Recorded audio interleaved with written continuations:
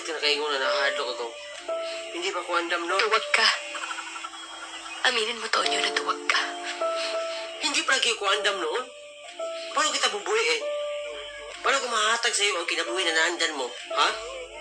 Hindi naman yun ang buhay na gusto ko eh. Sapat na sa akin yung buhay. Nakasama ka.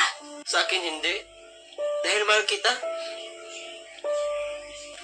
Gusto kita hatagan ng magandang kinabuhi.